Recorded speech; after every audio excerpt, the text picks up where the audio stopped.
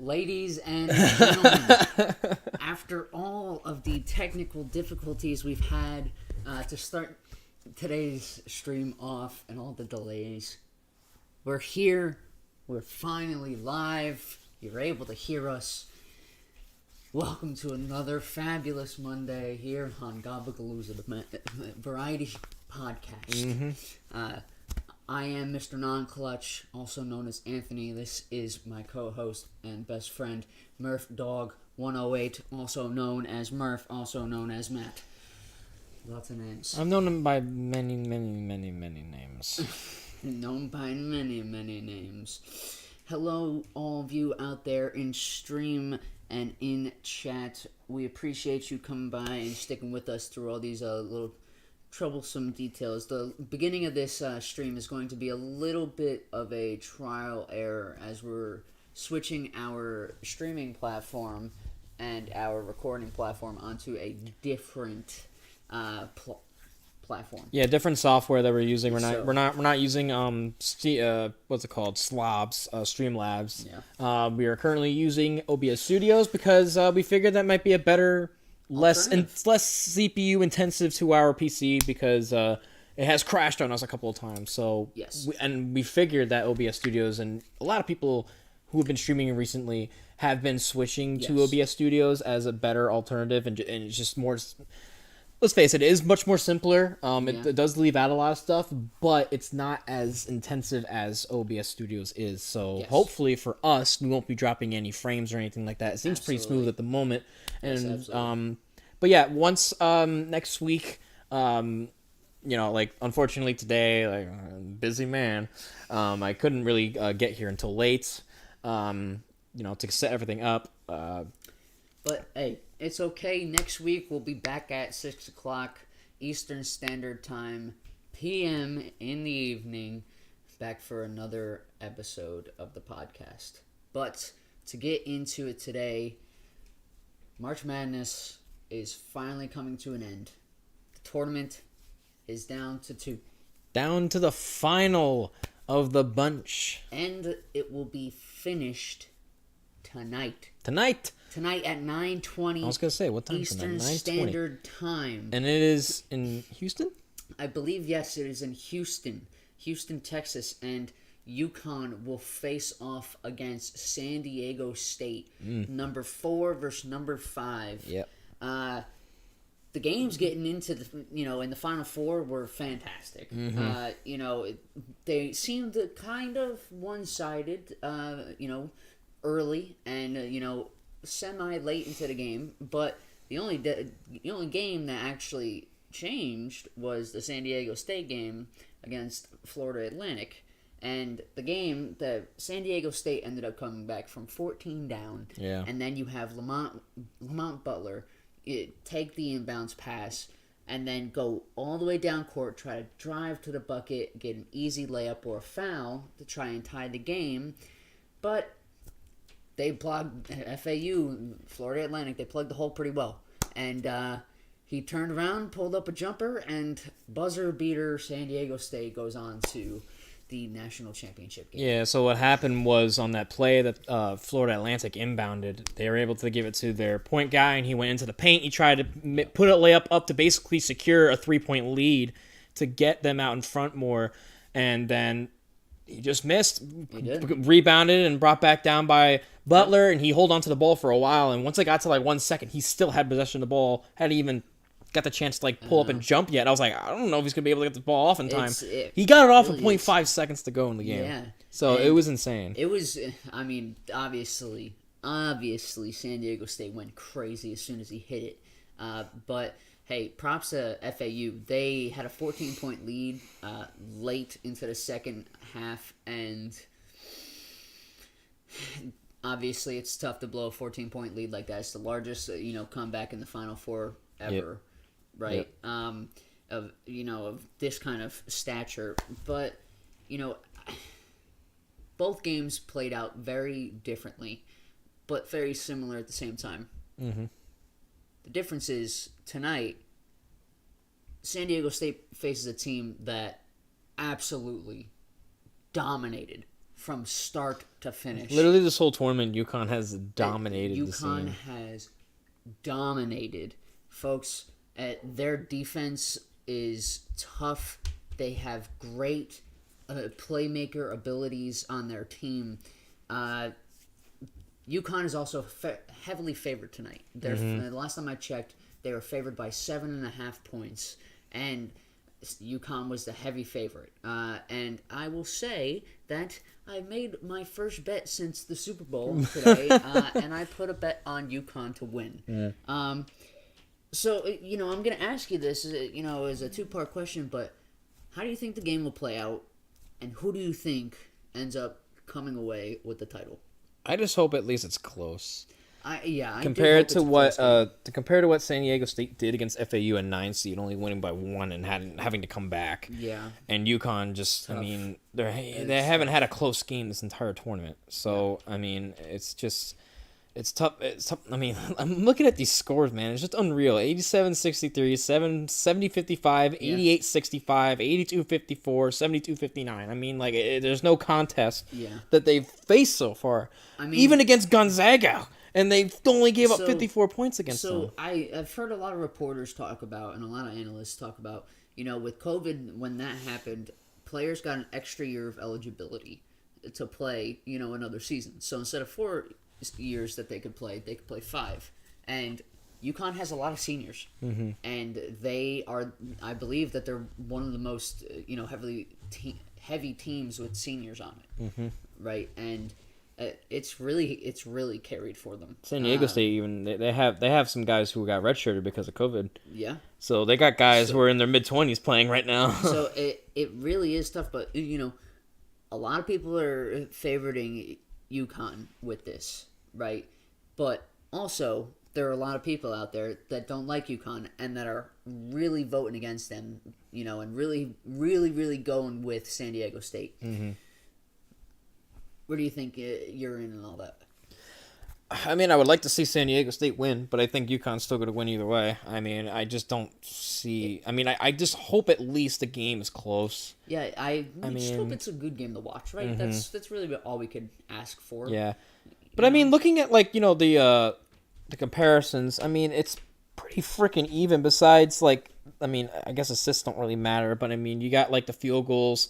I mean, both teams are at around mid-40s. I mean, San Diego State's at 44.8% and UConn's at 46%. So it's pretty even. And then, the three-pointers, they're both at 35%.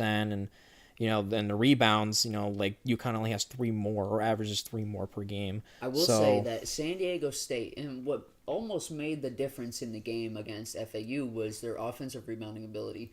And they really went heavy and got a lot of offensive rebounds and were able to extend plays. I really expect UConn to kind of just stick 2 people in the box the entire night to absorb all of those rebounds. Yeah, even against San Diego State, they still have the upside. They average about 13.5 rebounds per game, and San Diego State averages about 10.5. I wonder if you could look up the split between offensive and defensive rebounds on San Diego State. I would love to hear. So offensive, on the average, I have it right here. On the average, like I said, it's 13.5 to 10.5, and then it's only a 0.3 differential between both in defensive rebounds. Both have 25, but San Diego State has 0.3 and UConn has 0.6. So I guess you can say they're pretty even when it comes to defensive rebounds. Okay. So they both have good defensive teams. Okay. Well, I think that rebounding might come into play, but off of those stats that you're reading, on paper, these two teams seem kind of... They low-key seem very similar. I mean, granted, San Diego's a 5 seed and UConn's a 4 seed, so they're really not that far apart seeding-wise. If you just look at it just from the seeding basis, it's not that bad. But looking at, there are some things that UConn has the upside over, but it's not by a whole lot. It's true. I think it'll be a good game. I think coaching will come into play, but I also think that rebounding will be a big factor in the game. Mm-hmm. So, you think UConn's going to win? Yeah. So, officially, the Gabagalooza podcast believes that UConn will win. Do we want that to happen? Not necessarily. Not necessarily. I mean... I couldn't really care less. I couldn't care less either. But... It'd be cool. I don't know. It'd just be cool to see a five seed win the whole damn thing. Yeah, I mean, it would have been great to see a 9 seed win the whole damn thing with that. You're right, but hey, it when it comes down to it, they've both beaten some tough teams to get down to it. Yeah. Right, and get to where they are. So I feel like both teams have enough in them to at least compete. But let's hope it's a close game. Yep. And props out to both of the teams for making it that far. Honestly, Yep. Because there are a lot of there's so many teams in that tournament, and honestly, there's a lot of better teams than those two teams that. There are so many dominant teams that could have just absolutely steamrolled everybody, but they got knocked out. That's basketball Had a bad season. game. So hey, it unfortunately is what it is, but we move on. That's basketball season. That's basketball season. And better yet, this is baseball season. Baseball. We love baseball. Oh, it's officially back. It's officially started. Major League Baseball has officially gone underway. We've officially gotten a full weekend of baseball. I know. I'm excited. And let me ask you this. I'm going off the record here. I'm going off script.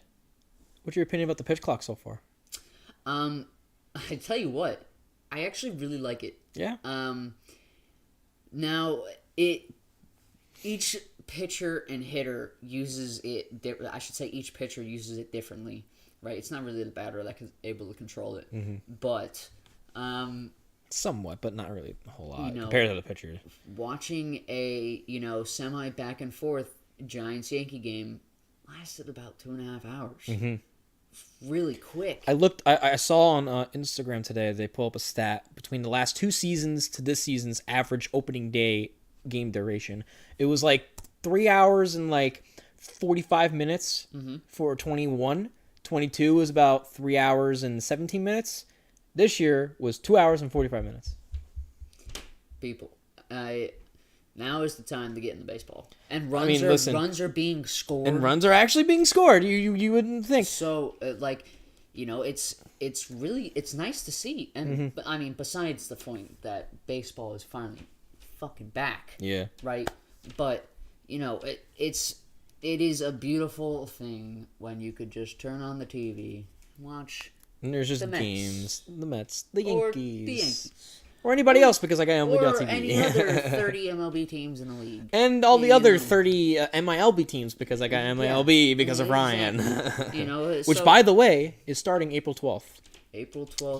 He is starting, I believe, that is going to be the 4th game of the season. He won't be starting at home. They have a first game series at Richmond, Virginia. So this is the Richmond Flying Squirrels, AA affiliate of the San Francisco Giants that my brother plays for. They will be playing at home, I think against Reading, and then they're going to go somewhere else. I don't know exactly what. It started with a G, I think. I don't remember exactly. But they will be on the road, and he will pitch that Wednesday, I think. Okay. Well, hey. So, all right. Folks, things are rolling, and things are moving into action. But he is possibly, according to Mima, is going to pitch opening day as well in relief. 2 to 3 innings. Interessante. So my parents, they were going to go down there. Thankfully, they have a reason to go down there now. So they actually see him play. So unfortunately, I won't be able to see him play because I got games of my own, college baseball. But that's also very exciting as well to see that they're actually going to give him a few innings on opening day. So that's nice. That's beautiful. May I ask, could you make that a little bit bigger, please? I don't know if I can. We have the chat down here now because OBS Studios. See, like I can't really make the font bigger, but I can make like the whole thing bigger. You know what I mean? Not sure. Maybe. Nah, doesn't really look like it. That's as best as we're gonna get, I think. Okay.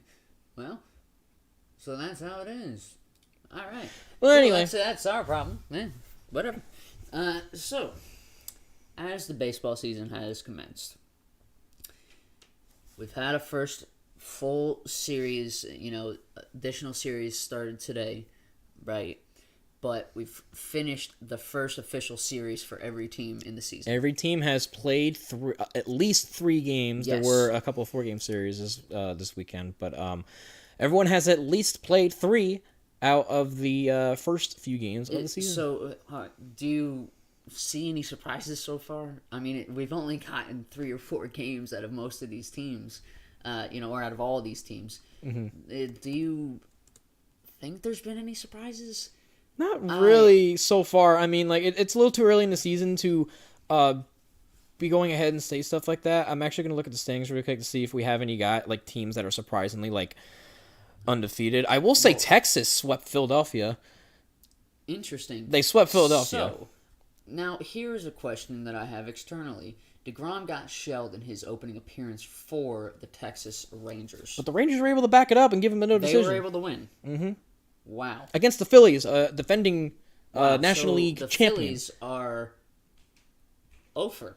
Yeah, they're 0-3 to start the season so far. Wow, okay, so I'd say that's a pretty big surprise. Yeah. Honestly, after the addition of Trey Turner. Shut up, I'm not talking to you. They have a really good team. And that's kind of shocking against a team, like a lackluster team like Texas. Yeah, I mean, they have DeGrom and they have Corey Seager. That's about it. I mean, but they had a guy like Robbie Grossman really step up. He had a great opening day as well. Yes. And guys like him really helped out. So it's cool to Very see that they're in the top of the division. Houston's 2-2. They evened the series against Chicago. I think they played against. Hey, the Yankees got one. They won out of the split, so they won 2 out of the 3 games. Yep. The Mets, I believe, won. Mets won 3 out of the 4. The Mets had a 4-game series against Miami. 3 out of the 4. And the Yankees had a 3-game series against the Yankees. Yes. So, we are coming at you with the baseball season now commenced. We are going to be starting a new segment in addition to our baseball talk. And this new segment might come up with a new name, but for now, we're going to call it Slice of Goodness. Slice of Goodness. Slice of Goodness. And let me explain to the people what this little segment will be. It's going to be a little quick segment where we talk about, each of us are going to pick 2 players that we think, did well and, outshined and outperformed this week, in the past week. And we'll bring them up and we'll take notice to those guys, and some of these names that we'll come up with will be prominent names. But we're going to talk about them anyway. There may be some surprises as well. There may be some no names that we talk about that just went absolute ham. Exactly. Like one guy we could have talked about was Robbie Grossman, but we do have our guys set out for today. Exactly. And another one, Adley Rutschman. Yep. He went 5 for 5 on opening day. I could talk about my guy Yoshida, but... Yeah, but we're going to come at you with, some other guys, and I'll let you start off with, we'll go back and forth with this. How about that? I'll let you go first with your first slice of goodness. My first slice of goodness this last week was finally able to see Kodai Senga pitch for the New York Mets, and he did terrific. He had a little shaky first inning. He gave up a run, but he was able to get out of it. I think he got out of a 2 base runner jam, and then he pretty much did well after that. I mean, just trying to find the stats here for the New York Mets. Kodai Senga, 5 1/3. He gave up 3 hits and 1 earned run. That 1 earned run in the first inning was the only run that he gave up, and he ended up. It was not a home run. I don't think it was a home run. I don't remember seeing that they hit a home run. If it's not a home run, well, that would be a good thing. Yeah, it was no home run. He did not give up a home run in the start. That's a good thing. And 8 strikeouts. And not even 6 innings. I believe that each one of his strikeouts was with the ghost forkball. Yeah, it's filthy. And it's absolutely filthy. Nutty. Do you see his glove?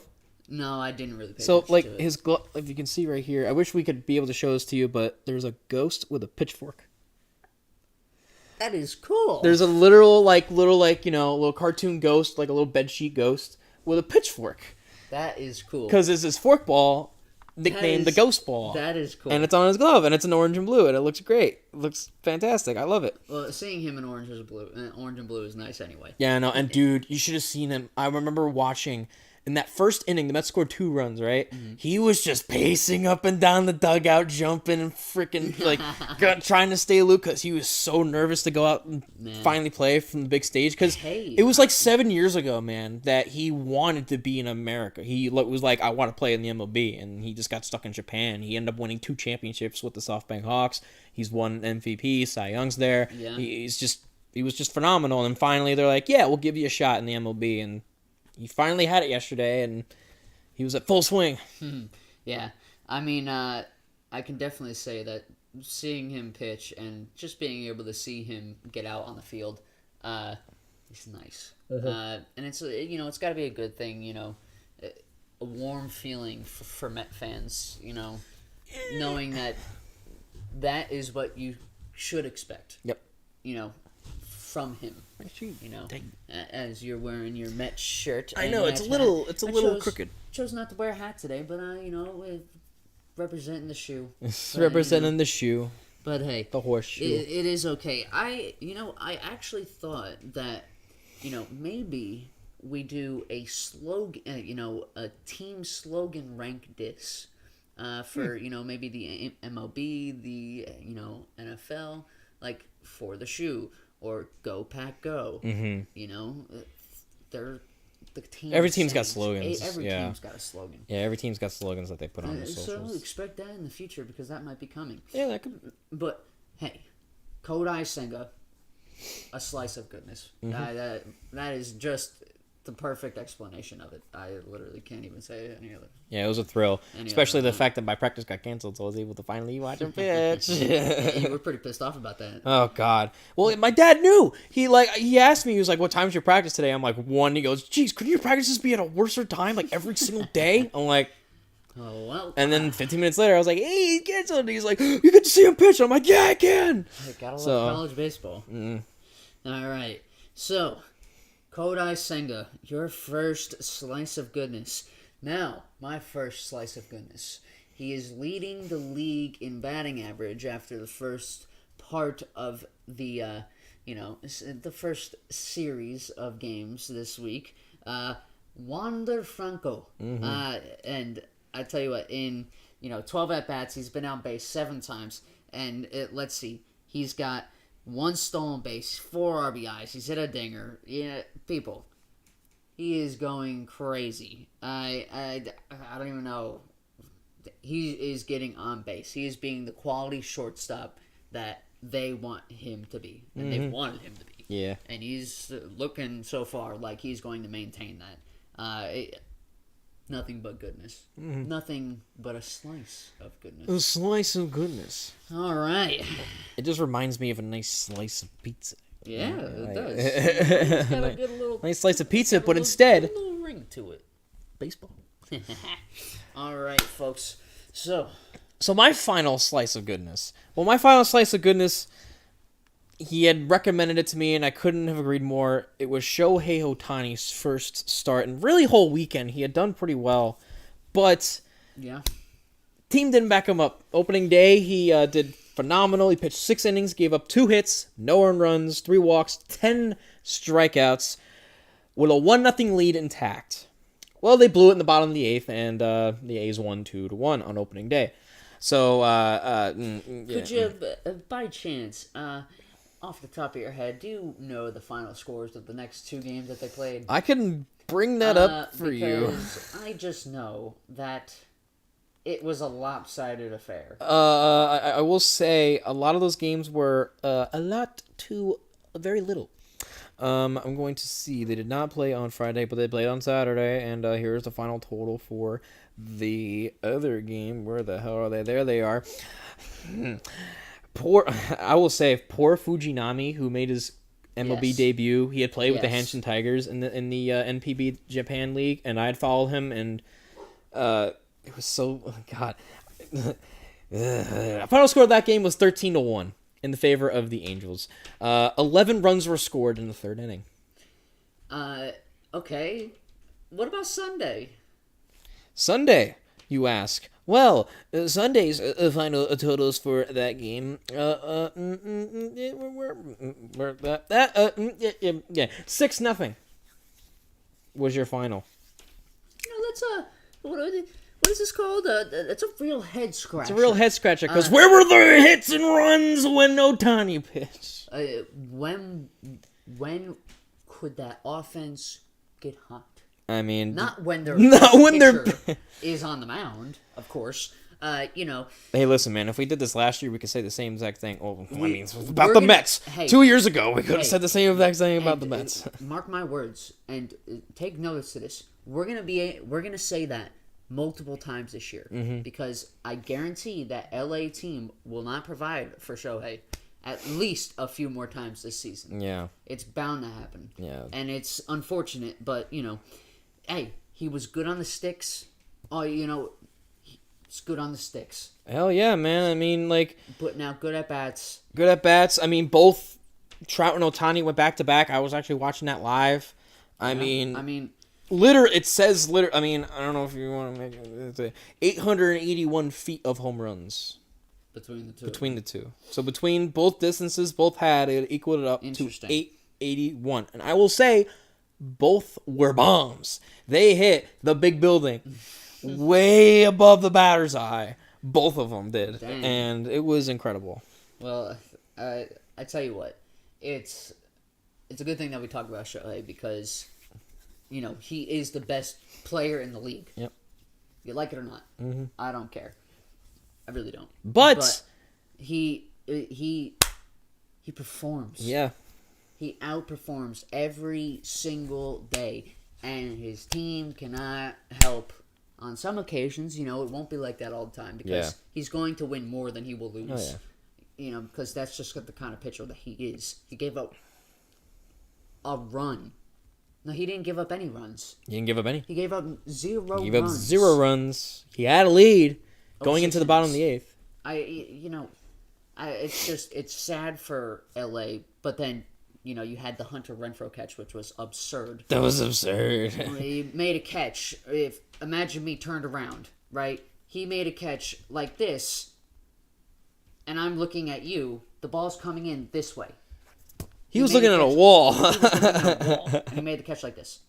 Not looking at the ball at all. Mm-hmm. He kind of just stuck his glove out and made the catch. It was one of those things where he was reading it. He read, he misread it, and literally was just like, okay, this is behind my head. I'm just gonna flash my glove really quick.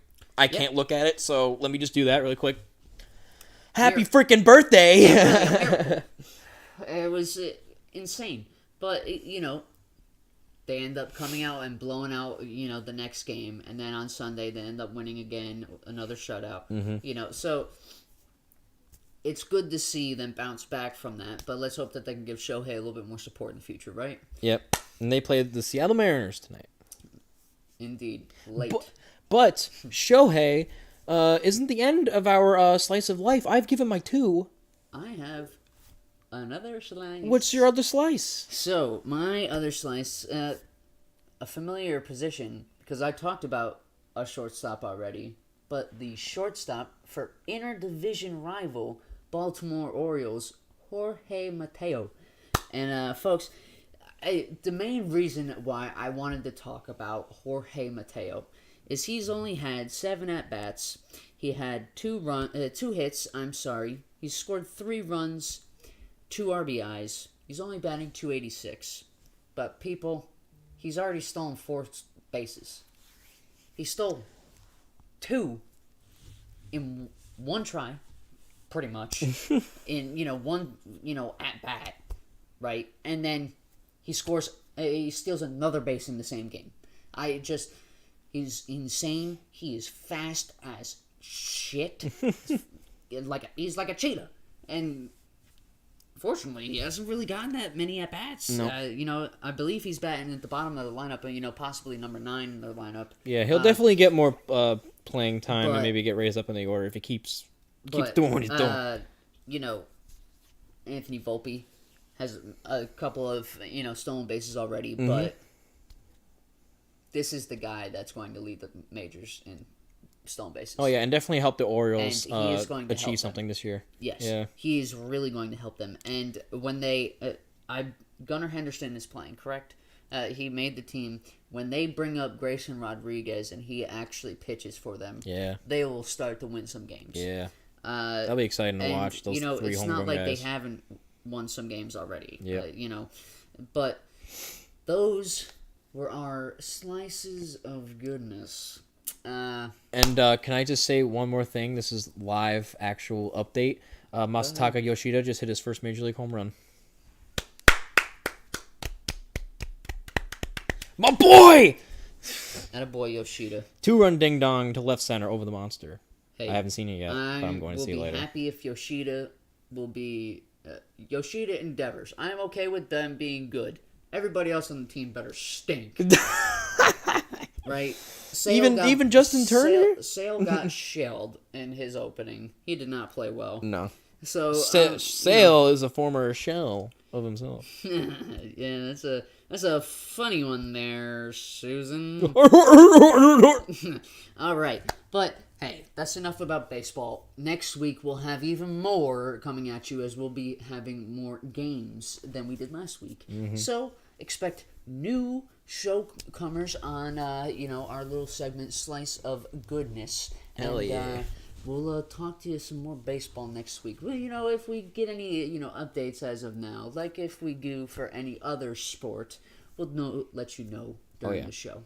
And also, follow us on Facebook, like us on Facebook, because we will be doing that throughout the course of the week. So, before we even go to our next topic here, I want to give a quick, public service announcement for, our community and our... This is a public service announcement. We've had our Facebook page, and we also have a Discord. I know that, there's a lot of people out there that really don't know what Discord is or just don't know how to use it. So, there's many things that you could use on that. If you're not able or not willing to download Discord and use it, please use our Facebook page.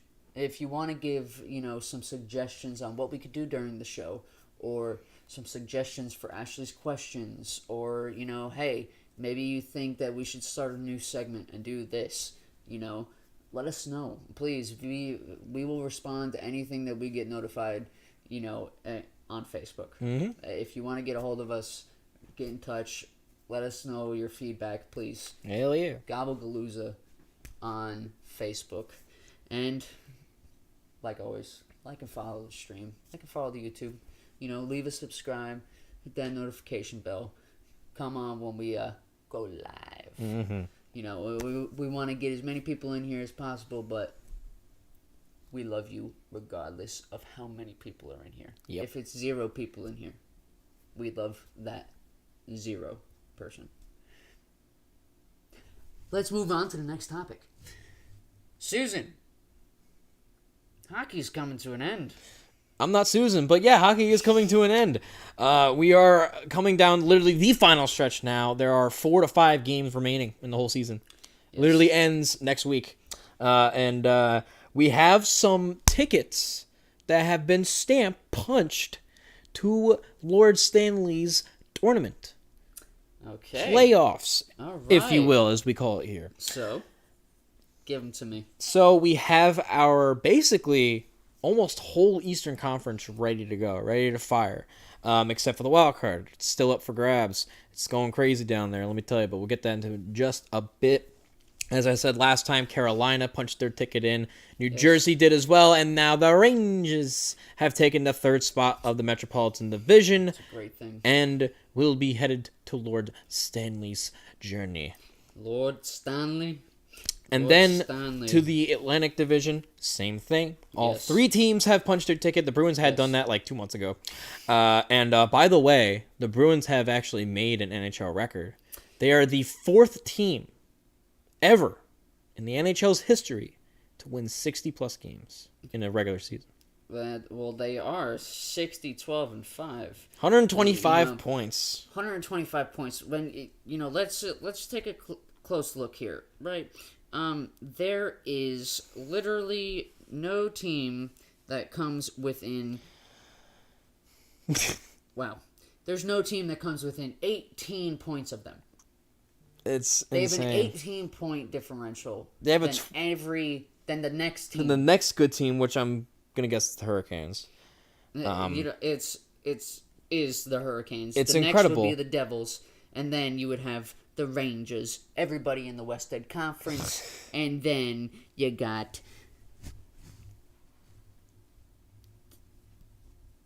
It's enough said. You literally said enough, my guy. Seriously, man. The Boston Bruins are just dude, 125 points. they've lost only 4 games in regulation at home. 125 points. If they don't win the Stanley Cup, there's something wrong. I'm sorry. I hate the bastards, but holy crap, they are insane. It's wild. It's wild, man. The 4th team in NHL history to ever have 60 wins in a regular season.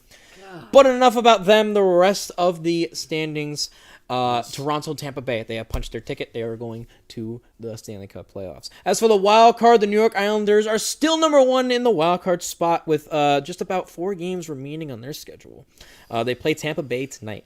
That is tough. They lost 5-0 to Tampa Bay the last time they played them, which was 2 games ago. So it's going to be... Tampa's another team that has their ticket, punched. Yep, so. And they could be facing them at whatever point in time.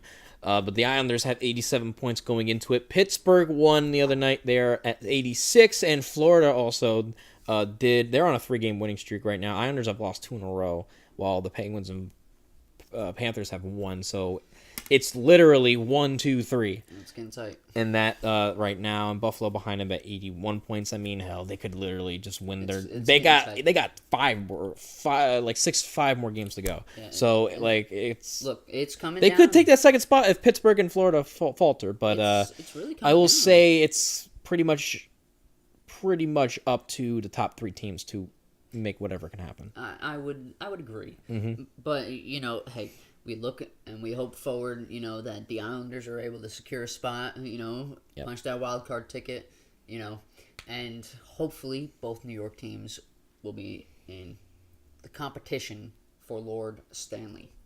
The offs of the NHL, one of the most exciting times in sports. I can't say it enough, man. I'm excited for some playoff hockey. Yeah, and then quickly, Western Conference. None of the Central Division teams have punched their ticket yet, so they're still there. It's still Wild, Avalanche, and Dallas Stars there. I would like to think that those are going to be the 3 teams that come out of that. Pacific Division, Vegas, Kings, and Edmonton have punched their ticket to the Stanley Cup, and Seattle and Jets are still number 1 and 2 in the wild card.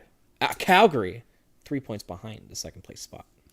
It's coming 2 down points to actually. 2 points.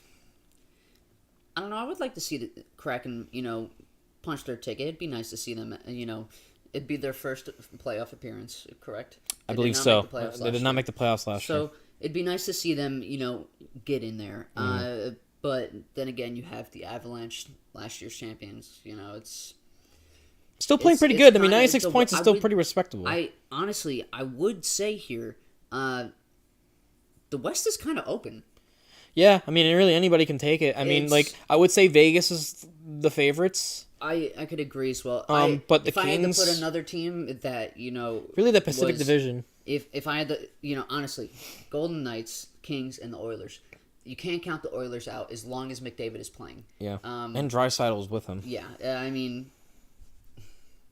he's the best player in hockey. Best duo in hockey, and Draisaitl and McDavid, they gotta win a cup at some point. They really do. I really think that They really do, and like you said, it's up for grabs. It's literally really 1, 2, 3, 4, 101 Vegas, 100 points, Kings 99, Oilers 97, Wild 96, and also 96 Dallas and Colorado. So it's up for grabs, like you said.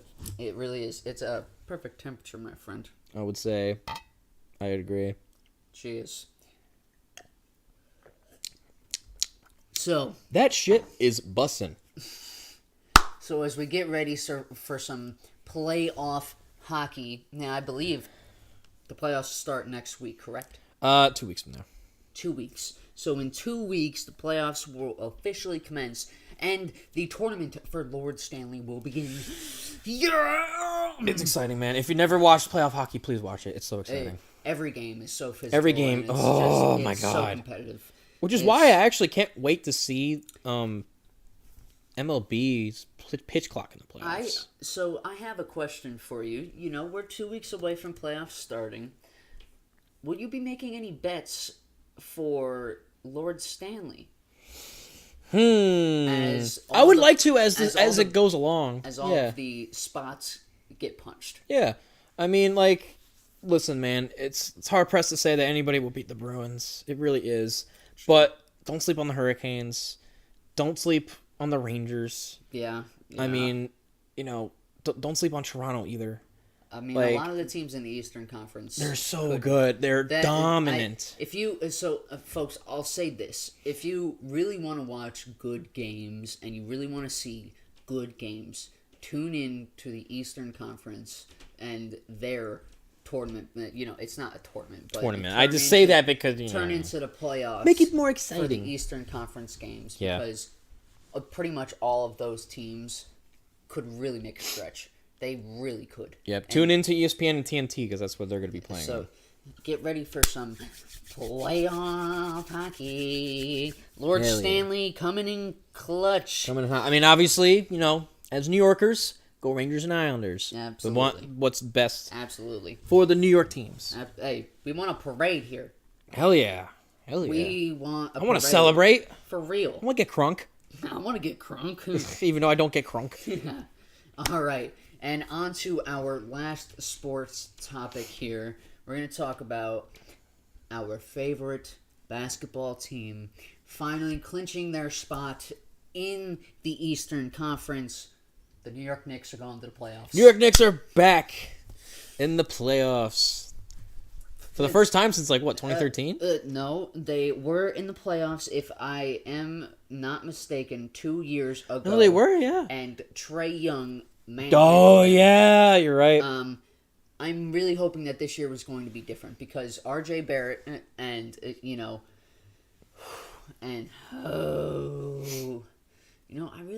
really just kind of don't like him sometimes, man. He goes off every once in a while. Julius Randle, he's got to step up in the playoffs. Yeah, he has to. Step up. He can't be a first half player in the playoffs. He has to step up, but. Also, Jalen Brunson.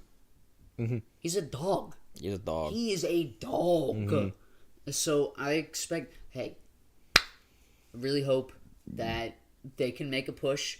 Whoever they will play, I think it's going to be tough regardless because it's the Knicks, and they have a tendency of not making it there. Yeah, so I actually have the playoff picture up on my screen right now. The playoffs start April 11th, by the way. Yes, they do. So it's pretty much down to the last week to the season.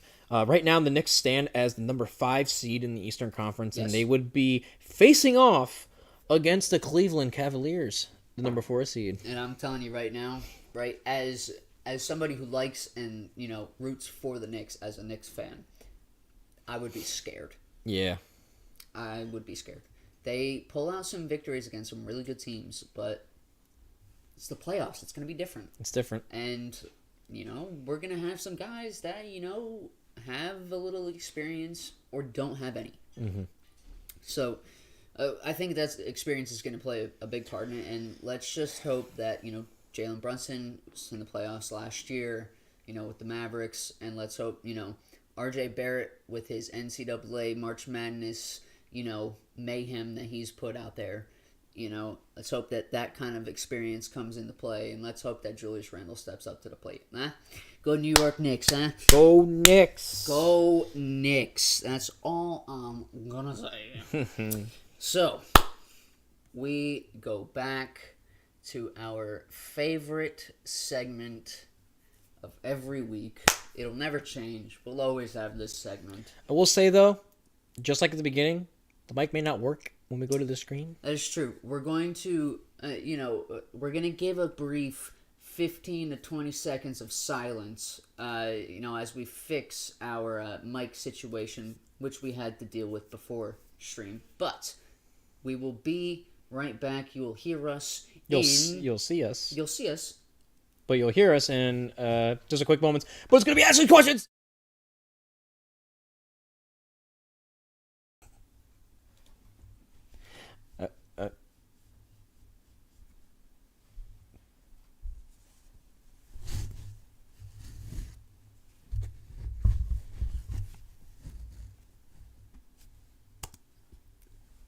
It's time for Ashley's Outrageously Random Questions! I'm just glad that took a little less longer than it would have before. You should have started talking. We should have just started talking, I yeah. had no idea that it was already up and working. I had to put some entertainment out there. Well, it wasn't, but it took. I literally just hit copy and paste. That's okay. That's okay. Hey, so for those who are new and for those who aren't new, I'm going to give you the rundown of Ashley's outrageously random questions. So we are going to read 10 questions, 5 apiece to each other, and answer the questions out for the random question outbursts. Really. And then we have one special question here for you at the end where you will give your input in chat or in the comments below. Please, we want your input, even on these questions that we're going to read to each other. So please, in chat, let's make some noise. Let's get hype. Okay, let's get out there. Ashley's outrageously random question. So I do believe that you went first last week. I think I did. So I am going to start her off today. Our first outrageously random question is, what is your regular coffee order? Oh, my regular coffee order. So usually, I mean, I don't drink coffee very much, but that's actually a really good question because I don't drink coffee very much. But normally, what I would like to get, I mean, I like Dunkin' coffee. I like it, especially their lattes. I like lattes for coffee. So yes, I'm a basic white bitch. I'm sorry. But I would say if it's not fall, nope, not pumpkin spice season. It would probably be a vanilla latte. Okay. Small vanilla latte. I like small. I don't really need a medium or large. That's fair. I like hot coffee in the morning when I need to. I would hot coffee. I'll say in the morning. Unless it's like strictly summertime, I usually like my coffee hot. Mm-hmm. Right. I don't even think I've ever drank ice. No, what I have. I think I have drank ice coffee. I will before. say, all coffee goes through people the same way. We all know what it does to you, right? But I will say, right, that the difference between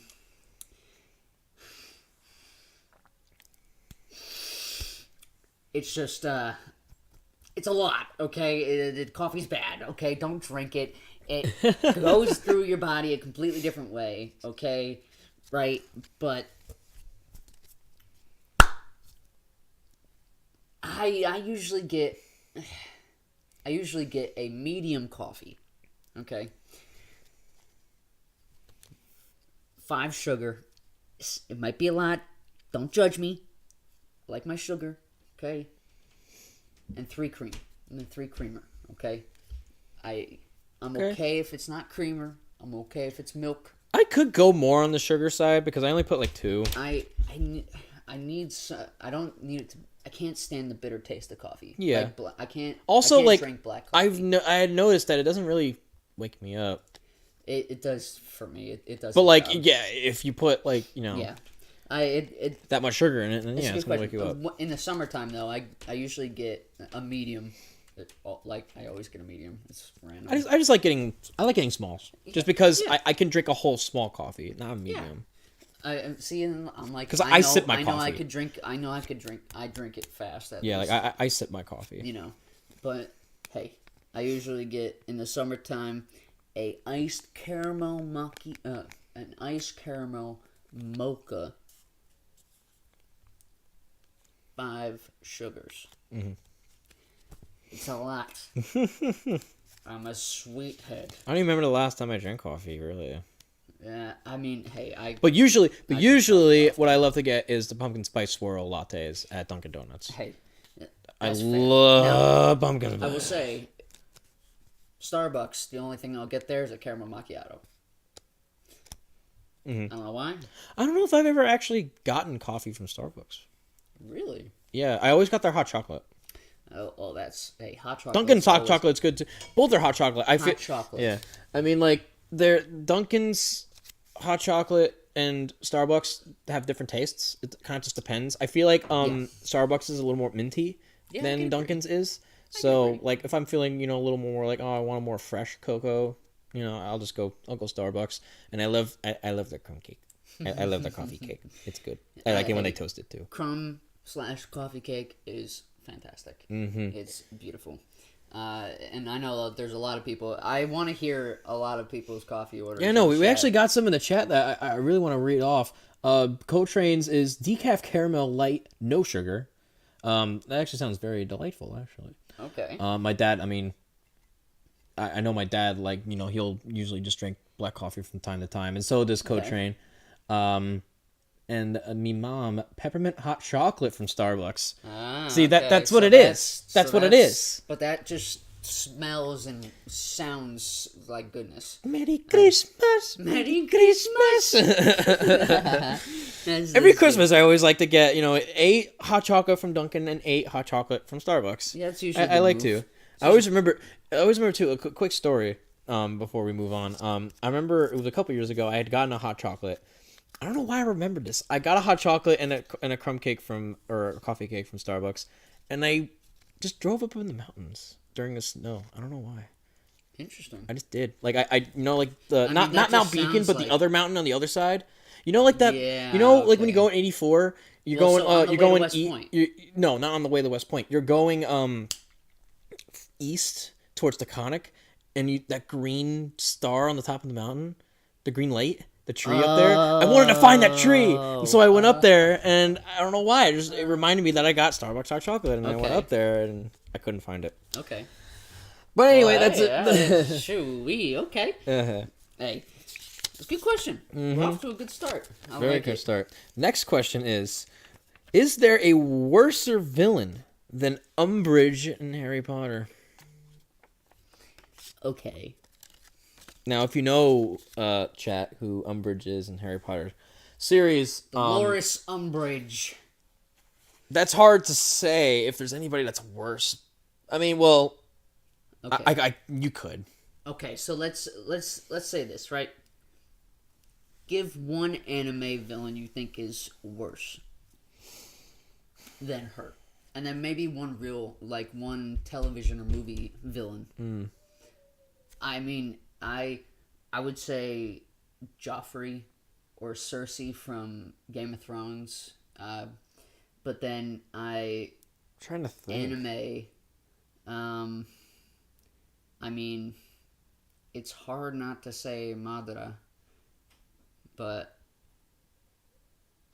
which is from Naruto.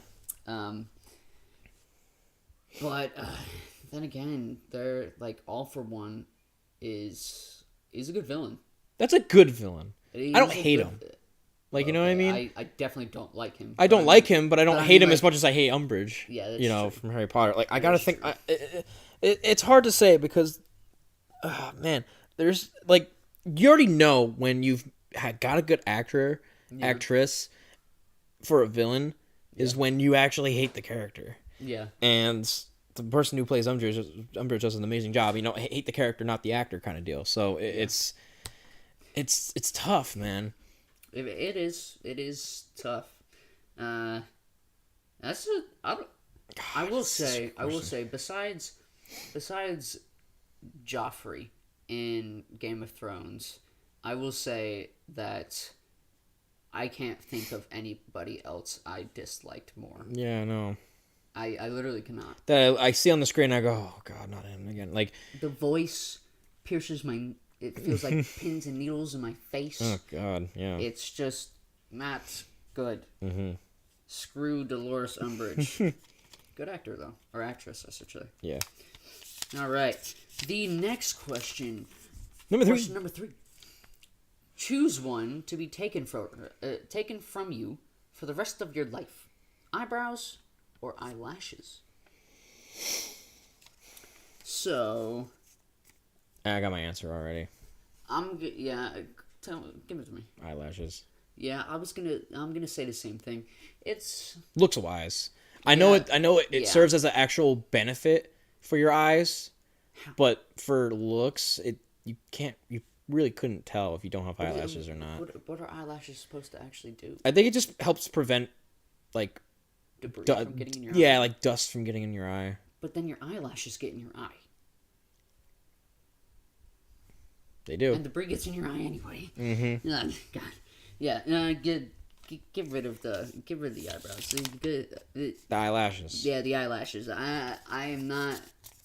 That's a good. I don't even. That's a I don't good even want- argument. I don't even want like the little slash. You can always draw eyebrows on. It's true. You could always draw eyebrows on. Yeah, but like other than preventing dust from your eyes, what benefit does eyelashes give you? True. I mean, I would like if any of you in chat can give me an answer. I'm gonna look this up real quick. It's a great question, though. I'm pretty sure that's the function of eyelashes is to prevent dust from getting into your eyes. I mean, yeah, eyebrows don't serve as a function. They operate as dust catchers, protecting the eye from debris that can obstruct vision or cause infection or injury. They're like human whiskers. But then you compare it to human whiskers. But then if you compare it to eyebrows, it actually has more functions than eyebrows. Eyebrows. So I still stand by my answer, though. Hey, I still stand by my answer. You can't tell my facial expression by my eyelashes. Yeah, clip that, people. Yeah, you saw that, right? You saw that? Exactly. You see? He's got the riz going. You could tell because of the eyebrows. Okay? Hit him with the... All right. Go ahead. Read the next question as I take another sip as well. My turn. Oh, Jesus. Question number 4. What is the best day of the year? Merry Christmas, Merry Christmas. So I would go ahead and I would also say Thanksgiving, another holiday. But Christmas is your favorite holiday, right? It is my favorite. And then Thanksgiving's my. Thanksgiving favorite is starting to get up there for me too. I mean, okay, so tell me a reason why you love Thanksgiving so much. I mean, Christmas. I'll tell you why I love Thanksgiving so much. I mean, I just love Christmas so much because, it's.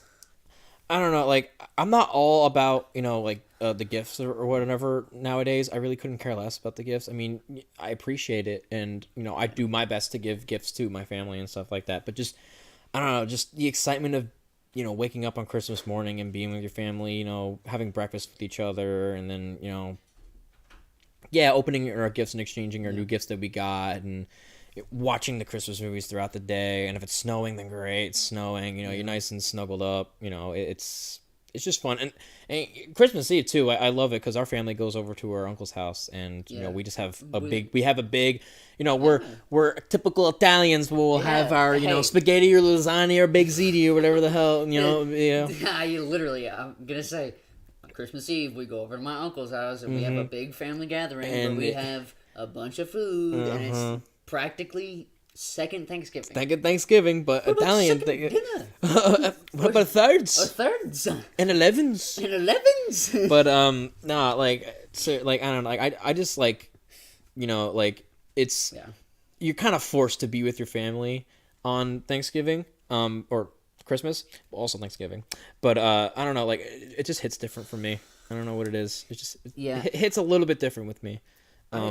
Because I feel like all my worries that I have are they're gone for a couple of days. I will say Thanksgiving to me is but it's almost the same thing. I love that. So I'm more of a I love the affection of just others being around me, others that I love being around me, right? When all my friends are around me, when we're in Discord, perfect example. All my friends are in there, we're talking to each other. I couldn't be happier, right? And then family. This is the most important thing to me. And on Thanksgiving we have a huge family dinner. There's 20 people at the table. Right? Big conversations, stories being told, and then you sit there, reminisce. You sit there for 3 hours. And, you have coffee at the end, and, then you finally, you get up and you start doing whatever, but it's watch some football. It's you can't move for 3+ hours because you have a food coma. You have a food coma. You have a food baby, literally. It's I love Thanksgiving because it brings my family to me. Yeah. It forces them to. It's almost like you said, Yeah. Christmas. It forces you to be with your family. I love that Thanksgiving forces my family to be with me. Yeah, and then same thing with Thanksgiving with It's me as selfish. well. It's selfish to say it like that. But, Yeah, but I couldn't say it. but it, you know, Couldn't say it just it gives you something to look forward to that you know you're gonna have a good time. Yeah, More than likely, absolutely. 99% of the time you're going to have a good time. Absolutely. And you know, and like for me, you know, I figure that I talk to people who are older than me better than people who are my age or younger than me. So like, it's nice to be able to talk to my uncles, Well, my aunts. hey, you got to also take into consideration that, the conversations that you have with the people our age, you have to worry about offending them with every little word you say. Yeah. With the older generation, they couldn't give a shit. And what's good about my family is that the older generation, but also they know who I am, I know who they are, so it's like Also, they're Italian. and they're Italian. They couldn't take They get a little bit of that super side. El piece of gabagool. Yeah. Woke up this morning. Got some All right, next question. All right. Question number 5. Another great question, Ashley. How old is too old for the NFL and MLB? So that question asks, what is like the age? What is the bar of how old you can be in the NFL or MLB? Okay, and then why is the second part to that question. So, in college, for different sports, they have different years of eligibility that they have to play in order to be eligible, or they have to be a junior in college, or they have to be a sophomore. Or for the NBA, you could be a freshman, have a blow-up season in the college basketball, and you can get drafted the very next year. In the same year technically. But yeah, it's different for each sport. Football, I know it's 3 years of you have to be a junior. You have to at least be going into your senior year to be eligible to go into the draft. Yeah. And a lot of people choose to stay in college until their senior year, which benefits the NFL in a way. But I believe baseball, it's literally just you can graduate high school and get drafted. You can graduate high school and get drafted. Same thing with the NBA. I mean, Ryan got drafted out of out of college. his junior year of college. He didn't even finish college. So I mean, he had the option to go back, Yep. right? But obviously with Yeah. that kind of opportunity, that's Yeah, and like even in your fourth year, you have the option Yeah. to say, "Nah, I don't want to play professional baseball," which would be like, I mean, yeah. I don't even remember. That's actually a good question. Has that happened? And how many times has that happened where I a know fourth there's year been- gets drafted and says, "No, I'm not gonna play." I don't know how many times. That's a good.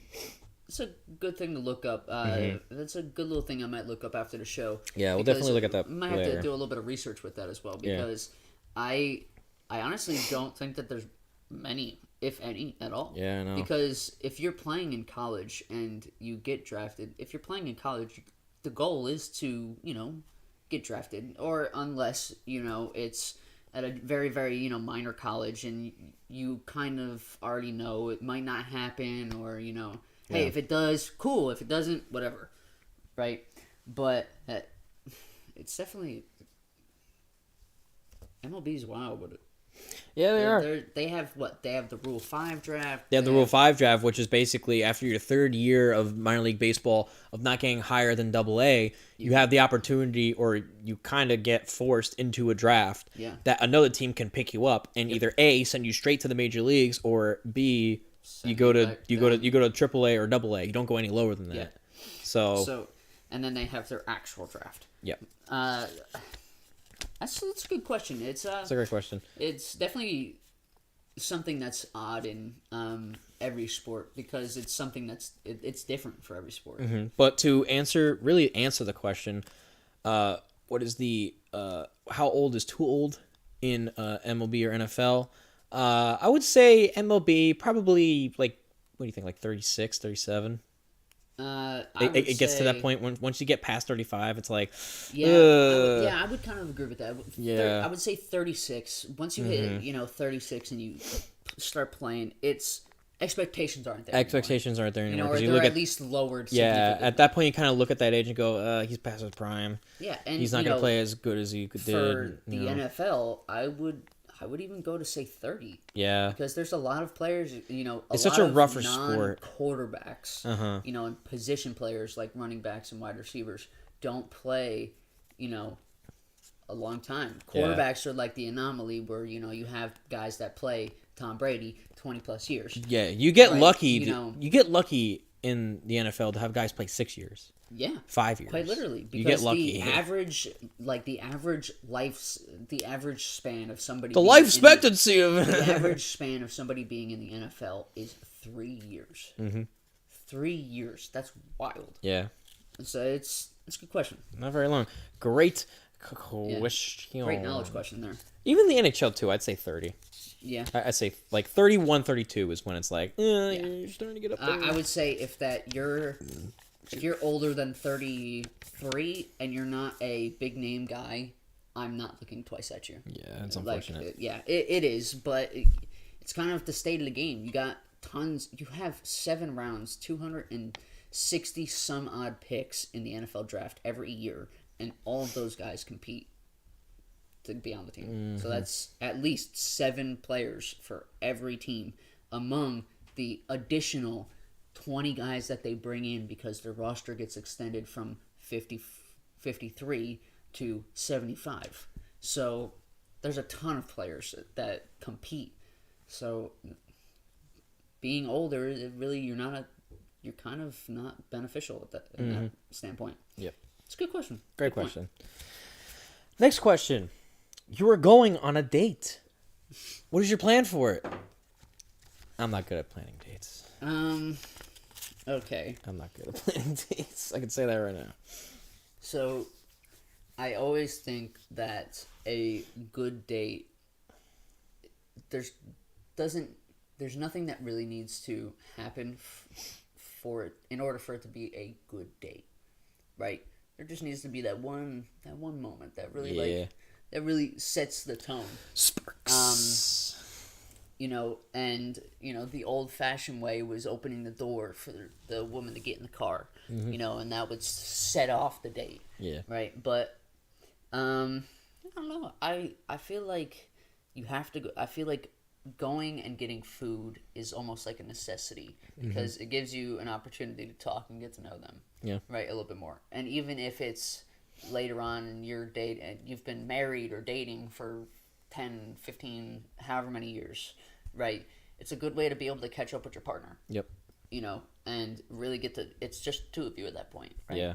So I would say, getting some kind of food, and then doing something interactive, mini golf, bowling, axe throwing, something where you have to put some kind of physical, something physical into it. Yeah. Right. And I think that all sets it. That's the day right there. I couldn't agree more. That's basically took the words right out of my mouth.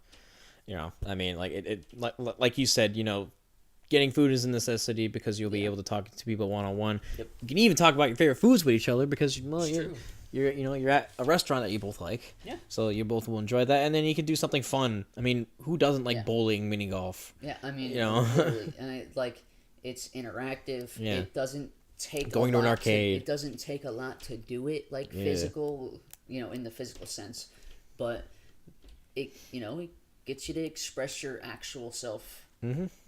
So it's good. I agree. That's a good question. I agree. All right. Question number 6. 7. What dog breed would you say the other would be? What dog breed are you? And what dog breed am I? But you give mine, I'll give yours.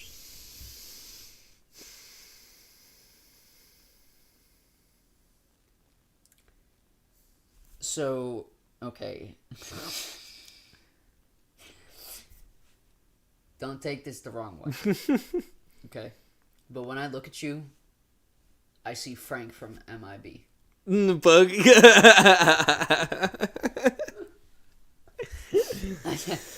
Nothing about your size or anything. I just see Frank. Frank. What do we got?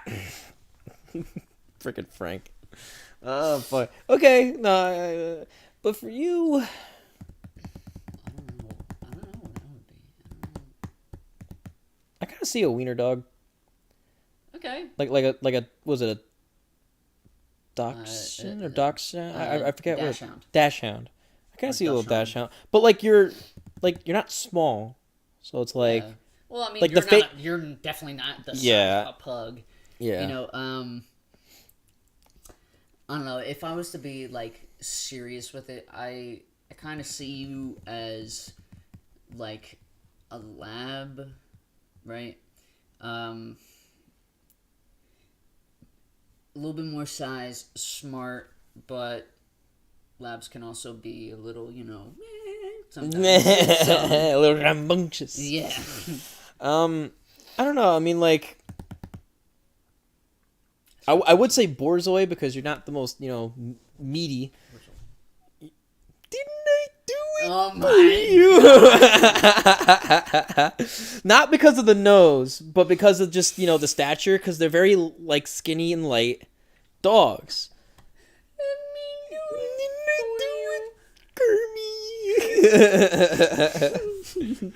But yeah, Okay. yeah. Either like a dachshund. I forget how it's dachshund or Borzoi for me to Okay. you, and then for me it's a pug or A mutt. a mutt. Oh shit. Good question. Yes. All right. Very good question. Now I'm down to my last two, and so are you. I think, right? I'm only down to one. You're down to one? Damn, son, where'd you find this? If you could have a catch with any former baseball pro, who would it be? Can be dead. Okay. Thurman Munson. Thurman Munson, that's a good one. Because That's a good one. I like to say that if I was to, have a catch, I would love to actually throw a bullpen maybe, have the ability to, right? Yeah. He was the guy. Yeah. I would even say Yogi as well. Yeah, I mean, I could say Tom Seaver. Yeah. But I mean, obviously, the both of us would choose David Wright and Derek Jeter. And That's David Wright. Yeah, but, I mean, other than the obvious. other than the obvious, yeah. I mean, Tom Seaver would be a cool one to have a catch with, just so he can throw all his junk at me and see if I can catch it. There's a bunch of people I could say, especially Yankee wise, Yogi, Thurman Munson, obviously Jeter. I would love to have a catch. I would love to have a catch with Mickey Mantle, Lou Gehrig, and I would love to have a catch. Love to have a catch with the Thriller, the Killer, Godzilla. Hideki Matsui. Because besides Jeter, he's my favorite Yankee of all time. I would also love to have a catch with Jackie Robinson. Yeah, true. That'd be a good one. That'd be dope. That'd be a good one. That would be a good one. Another one, Satchel Paige. Catch that 105 B-ball. I know, and ask it. Just keep asking him how old he is, and he won't answer you. Satchel, how old are you? Satchel, how old are you? See, he brings out a piece of paper. You see this? You see any birthday on here? No? There you go. Here's his birth certificate. He's legit. This is crayon. You kidding me? This is green crayon. I am 12. I am 12. Shout out Benchwarmers. Oh, yeah. But another good question. Now down to our last two, and then you, the viewers at home. Final question. His final question. What is the best NFL play you have ever seen? Best NFL play I've ever witnessed. Philly special. The Philly special. Seeing it actually happen. Succeed. Yeah. And a touchdown off of it. I'll actually go ahead and say Odell Beckham's one-handed catch. Ooh. Now that's a really, I saw that live and I couldn't believe it. That was a big one. At the time he was kind of a nobody. Yeah, it was a Sunday night game and I was watching it, and at the time he was kind of a nobody. Yeah. And true. I'm like, Like, who the hell is this dude? Like, Yeah. one hand, like, I mean, just like nothing. I could also say, And it was way you over know, his head. James Harrison, Pittsburgh Steelers linebacker in the Super Bowl against not Carolina, the Cardinals, and he took a fumble 96 yards to the house. Yeah. Rumbling and stumbling, Yeah. like crazy. Yeah. I will also say another one. Odell would be probably number one, but number two would be BJ Raji's pick 6 against the Bears. Because no one expected that, and I went nuts. Especially when I saw him do his celebration, man, when he was dancing. Show me what you got, Raji. God, I remember that. That was so cool. Oh my God, man. Good times. Man, seeing Victor Cruz do, the salsa for the first time. Yeah, I like that one. I remember when I saw Victor Cruz do that, I was like, ooh, I like that. Another good I would do that, when we play our backyard football Absolutely. games. I would do the little salsa. We would do so many things. Mm-hmm. All right. We did so many sillies. Last question. For us. My hand keeps slipping off the slip. Who would you rather face off against?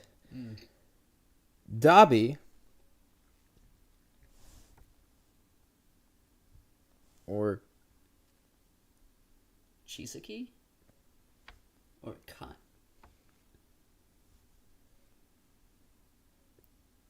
I see Kai Chisaki. Who's Kai Chisaki? Maybe we can get an explanation in chat real quick. I'm gonna look it up just in case, like we're just missing something here, yeah. but like Doesn't sound familiar. And so that's my only thing. Oh, Overhaul. Dobby or Overhaul. I forgot that Chisaki. I forgot that was his actual name. Overhaul or Dobby? Yeah. Who would you rather face? So if you don't know, Overhaul and Dobby are two villains from the anime My Hero Academia. Is neither an option? I know, right? They're both pretty bad, like especially when Overhaul was Overhaul. When Overhaul was Overhaul, and he was able to actually destroy and reconform. Yeah. He was a beast. He was scary. It took Deku 100% to do something. With Dobby, he just has insane flames. That's about it. I would say Dobby. Compared to Overhaul when he was Overhaul instead of, defeated insane Overhaul, armless Overhaul. I don't know, man. I'd probably pick Dobby. Even though Dobby's bad, too. I don't know, man. Honestly, I'm going the other way around. Yeah? I'm going Overhaul. I feel like I would take my chances with him. Obviously we would have some kind of quirk. Would he have Eevee? No, I would say that he probably... Just by himself? He's not using her as a power sustenance. Because he wasn't using her, when he was still deconstructing and, adding his people to him. So... I feel like I would take my chances with Overhaul because Dobby can get me at long range, she can get me at close range, and that shit is going to be hot. Yeah. It's going to be hot. Mm-hmm. Good question, though. That is a good question. When we finally found out who Chisaki was. All right. We've come to your time. We cummed? This is now your time. To shine in the chat or in the comments as we read you your outrageously random question. Didn't expect that. All right, here we go. You are meeting Darunga. What are your three... Parunga. You are meeting... Parunga. What are your three wishes? Those who do not know who Parunga is, he is from an anime called Dragon Ball Z. And he was a dragon, giant dragon in the sky who could grant three magical wishes. Could be anything. What are your 3 wishes? Drop them in the comments. Leave them in chat. I want to hear your answers. But I would like you to go ahead and give me your first answer. God, I don't even. It's like, it's basically the equivalent to you just rub a lantern and the genie pops out. What's your 3 wishes? It's true. I mean, the first thing I'm wishing for is like some absurd amount of money. It's sad, but I'd never get an opportunity like that again. Mm-hmm. So, I mean, yeah, that's unfortunate. It's unfortunate, but it's unfortunate, but the world we live in, yeah. I mean, that'd be great. That'd be great. It's I mean, come on. Who's not gonna say, yeah, I'll take $10 billion or 10 trillion? Like, you can be very selfish and go for money. You could also go very corny and go for world peace. I mean, you can go for world peace. You could, end, starvation, end, the world, trouble of hunger, trouble of hunger, I mean, if it's, climate, blah, blah, blah. If it's for myself, I would probably, honestly, I would probably use 2 of the wishes for myself, right? Money being one. I think I would probably... The other wish that I would probably have is to honestly financially set up my family. Yeah, same. Right. Probably like my immediate family with the same amount of money that I was able to, with, intake, or divide the amount of money that I got and take that same amount and give it to them, but split it. Yep. And then honestly, I think I would probably make my 3rd wish and probably change something with politics. Yeah. And the main thing I would probably want is like a cap on how many years you could be in politics. Or stop corruption. Like it's hard to kind of just say like stop crime, because there's so many things that could be considered crime. I would just say corruption though. Like that's. It's true, but like it'd be so hard. Like, how can you actually stop it? Right? But I would probably say I would use it to like set a limit on how many years you could be in office, because it would kind of get out all of the, excuse my language, but old heads, and kind of get a new generation in there maybe that actually understands a little bit more. Maybe someone in their 40s. Someone who can kind of take from both sides. Yeah.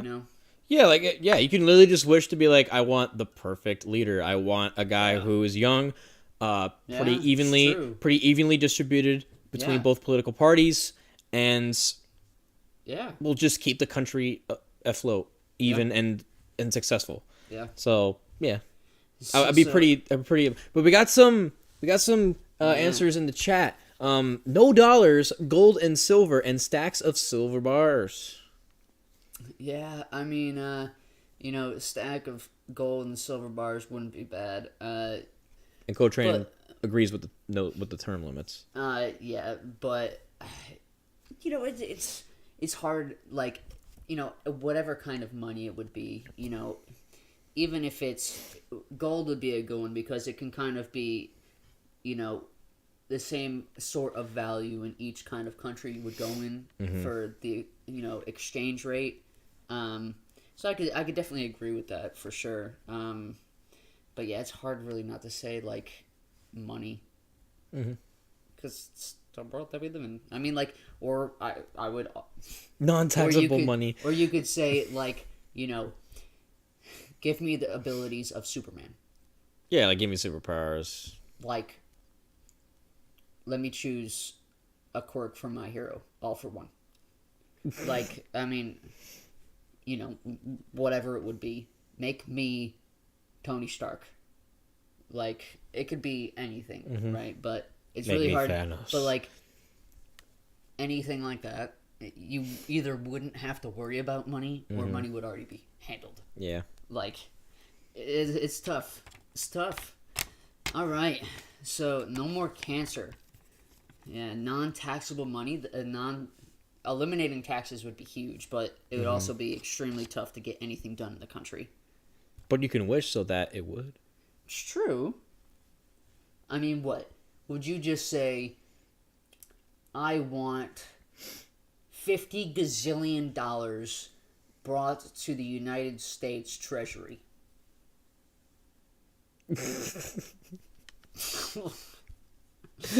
Like, that'll cover all their expenses.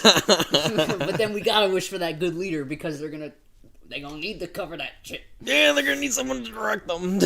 all right. Give me some more wishes in chat here. I want to read a couple more off.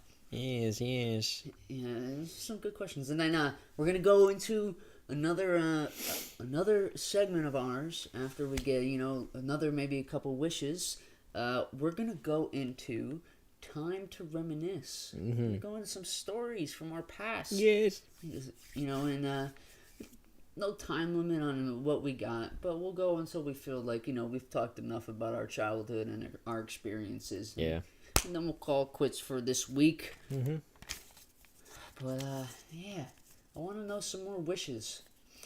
The Dragon of Love, Purunga. By the way, who is the Dragon of Love? Purunga is the Dragon of Love. We love Purunga. Ashley loves Purunga. Look at his eyes. And the Riz God.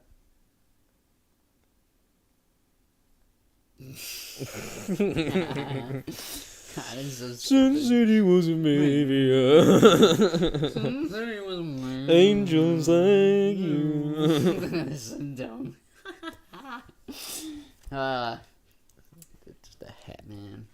Yeah, I felt like, screw that hat this week. You go free It just flying. squeezes my head. I don't have a good hat size.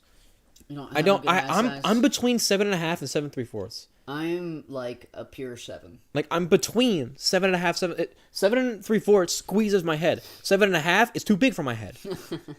I need to like.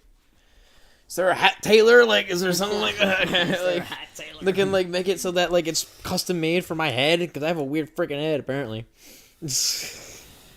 All right, so doesn't look like we're gonna get any more wishes in chat, and we'll move on, and we'll go on to time to reminisce. We don't have a screen for that yet on OBS We don't Studio. have a screen for it yet. But it's Next okay. week we will have all the screens we need because we will have extra time Yes, to do what we need. will indeed. Wonderful. And as we get into this wonderful time to reminisce, we're going to talk about some of our favorite childhood stories here. And this is an 18, right? PG-13 kind of stream. We're going to use language here, okay? So you have been warned, okay? Viewer discretion is advised. Quite literally. But the first thing we're going to talk about is Shamro Shadim. You at home go, what the hell is Shinro Sadim? Well, Shinro Sadim was a favorite place that we would love to go to. And it was a very common place for this gentleman right here, as it was in his backyard. Yeah. And it was the stadium that you guys kind of just built in your backyard. We did. It was originally named Shamrock Stadium. We made a big wooden board scoreboard. We put lettering on top to write Shamrock Stadium. But over time, those letters didn't really seem to, want to stay. And over time, they fell off. And at one point, it got to a point where certain letters just stayed and didn't want to leave. And it spelled out Shamro Sadim. So that is what it has been named, and it will forever be named in our friend group and to us, as if we mention Shamro Sadim, we instantly know what we're talking about. It was our field of dreams. It was one of those you had to be there to be there. It was literally our field of dreams. You got to know to know. It was our field of dreams. And, you know, in the last time we did Time to Reminisce, and we talked about our stories, we talked about how, you know, we would play tournaments of basketball and, like, you know, like tournament-style games, at least, with keeping actual score, being really competitive, which we always were. Mm-hmm. Each and every one of us were competitive down to a T, like, quite literally. Yeah. And, man, we had some good times in that backyard. We did. You had, so it was the chair at first. Am I mistaken, or was it the backstop that came first for the strike zone? It was the chair. So we didn't have a backstop until way later. Yeah, okay. So I'm correct here. We borrowed one of our we borrowed one of our block party chairs that we would have for all the chairs for the whole event that we had, and we just stick it behind on plate, and that's the strike zone. Yeah, it was a good size zone. It was perfect size. You know, if you hit the chair, it's unfortunate because of wiffle ball. If it hits the chair, it's a strike. But sometimes it may be like at your eyes, and then it'll curve back into the zone, and there's nothing you can do about it. Yeah, and that's when the arguing would start. There was usually arguing at least once per game, and it was usually between at least the three brothers of you, Ryan, and Nick. But I can't count the enough good times that we had. What specifically stands out to me is us doing home run derbies. Mm-hmm. Like inviting a bunch of people over and just doing a home run derby. And like there'd be three of us sitting on top of, you know, your shed. Yeah, we would climb on top of the shed because my dad would lead the ladder, his second ladder behind the shed so that we could climb up on it. So we would climb up onto it and we'd pretend that the shed was the big green monster out in Fenway. Because you know, our configurations were kind of like Fenway. It kind of was. Like it was short to left and long to right. It was. There was no pesky pole. Yeah, the pole was deep. The pole was the side of the house. Like it was like over 100 feet. You know, but there were people. Each one of us were able to hit it out there. Yeah. And, you know, when we played wiffle ball, like, I just remember, like, the bat that Randy had, right? And then each one of us trying to seek out that bat, that wiffle ball bat, and being able to use it. Yeah. But I just remember us hitting home run after home run after home run. And, like, God, it was just so fun. I literally can't talk about it enough. So many good times, man. It was literally our field of dreams. I mean, quite literally.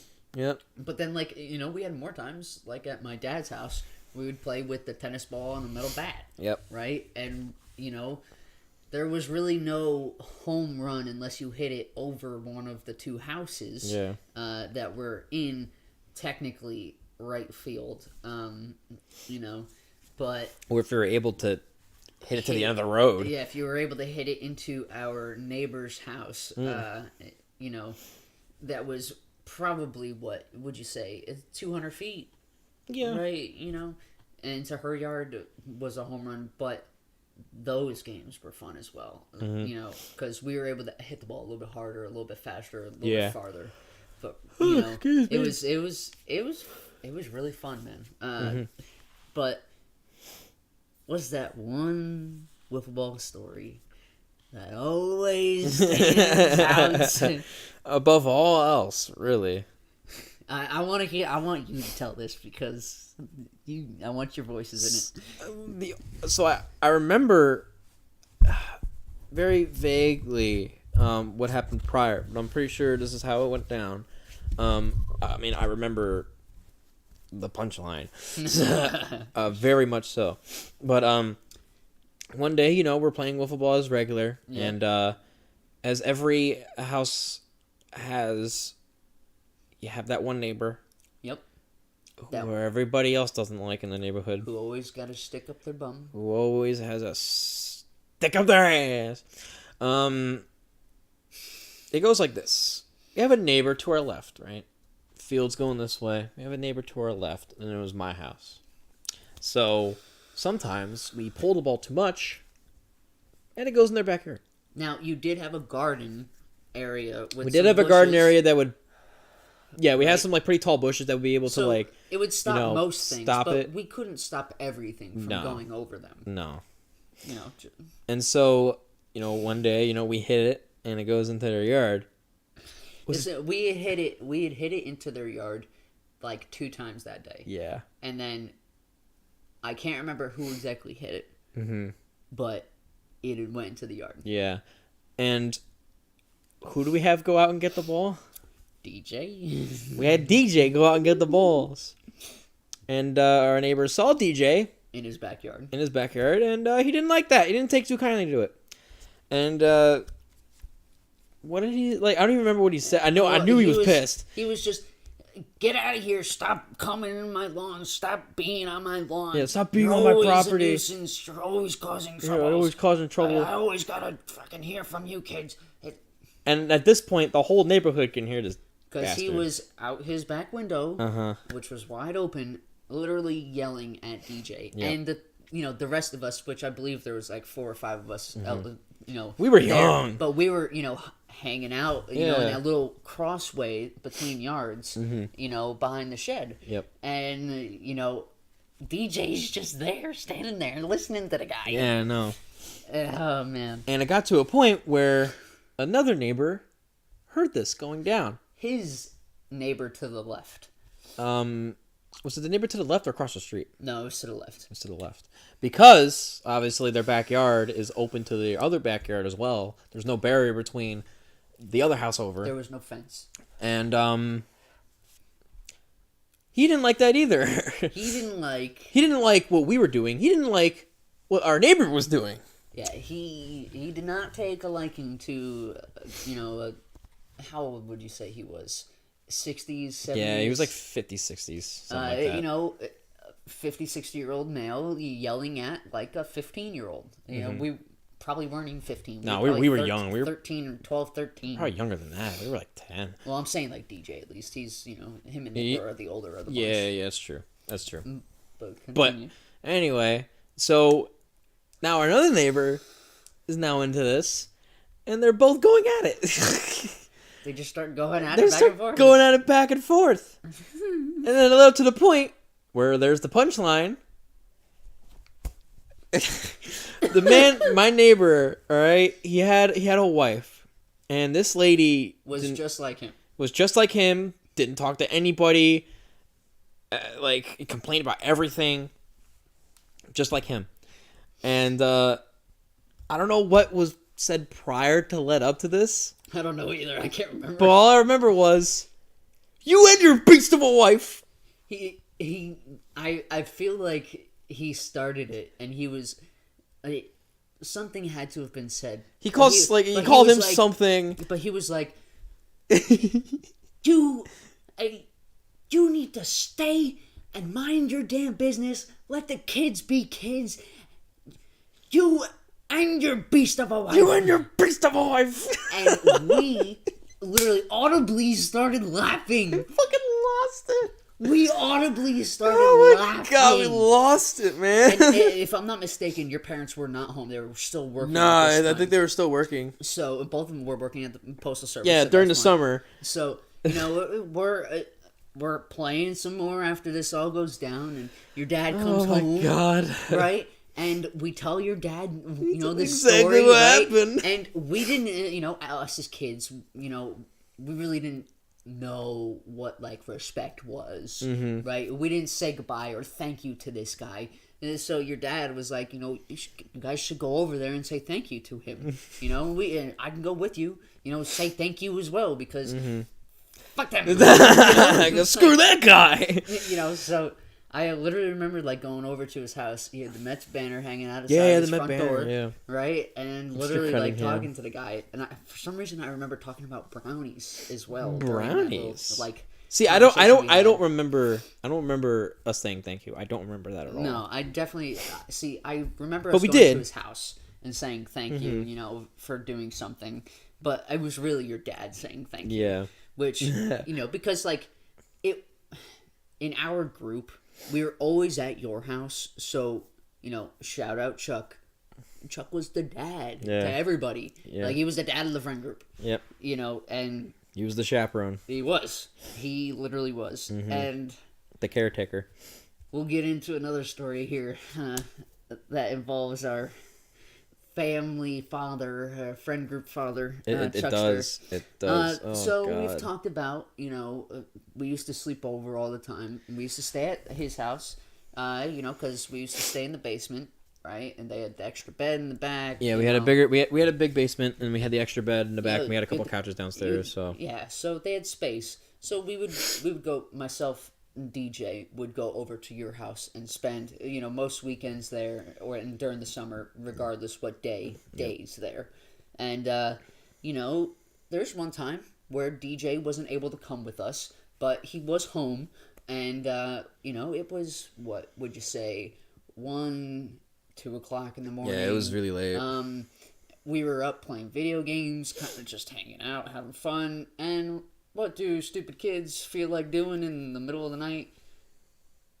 Prank calls. We love prank calling people. So we decided to prank call some people, right? Well, we called our friend DJ. Mm-hmm. And the first time we tried to dial his number, because we were using *67, which is any person knows, when you call somebody on *67, it's come up as unknown. Unknown so caller they don't ID. know who's calling. Yep. Right? Hence prank calling. So we decided to call DJ. 2 o'clock in the morning. Well, first time it didn't go through. It said the number you tried to dial didn't come up. So we dialed it again. You dialed it again. And then So I thought we did get through to him once, and it didn't last very long. And then we're like, "Yo, let's do it again. Do it again." I feel like it could have been possible. it did. Where the story really picks up is in DJ's number. So in DJ's number, it has the numbers for the police. It has the emergency number in his phone number. Yep. So dialing it with the *67 and the area code made it more troublesome for the phone to try to figure out who needed to call, I guess. Now I believe the reason why it's because, right? I think his number had 91 in it. It was. I don't know if it was a certain 11. number, 91, Yeah. and then the next 4-digit number Were started something with else. 1. Yeah. And I guess I typed it in the phone a certain way that Yep. it would call the police station. So you're on the phone. It rings once, It rings once. and you get a pickup, and you hear over the speaker because you had it on speaker. It was the house phone we were calling on. They said 911. What's your emergency? And I immediately hung up. Not knowing what to do in that situation. I immediately as hung up. Is freaking out. Murph, he hung up. I immediately hung up. He didn't say anything. He just called. They answered, and he freaked out, hung up. Cool, right? But cops being good cops, Yeah. right?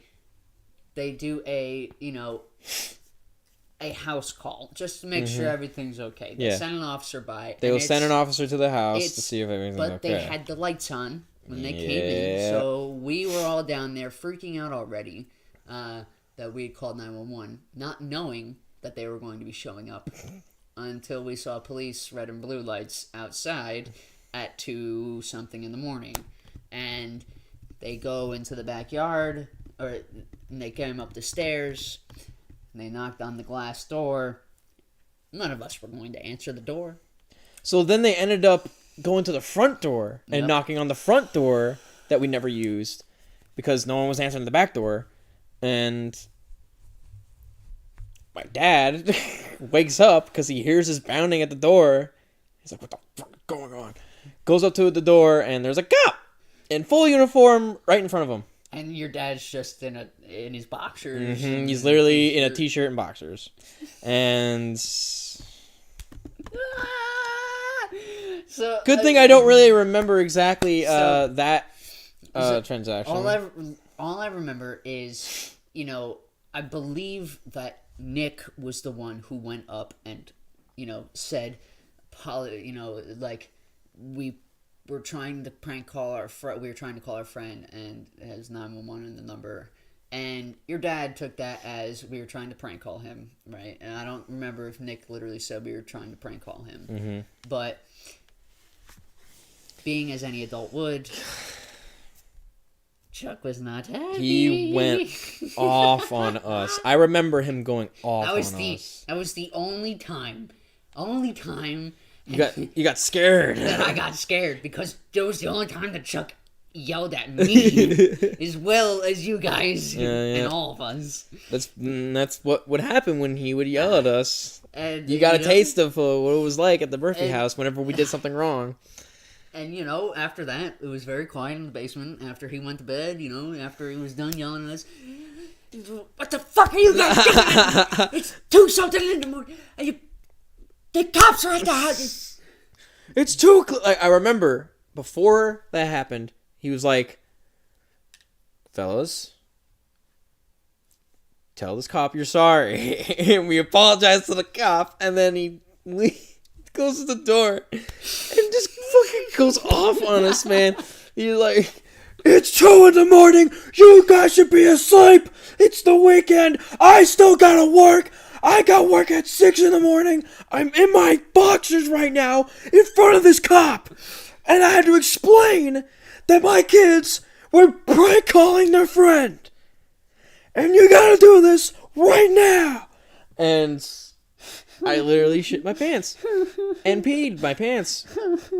And threw up everywhere. It was... I didn't actually do all that, but I could have done all that. Looking back, I feel awfully terrible for our dad, Chuck. Looking back, we're sorry. We said it a bunch of times, but looking back, we were just stupid little kids. Stupid little kids. But looking back, that is fucking hilarious. Hilarious. One of the best stories we'll ever remember. Literally, there was a lot of stories that just happened in that basement, and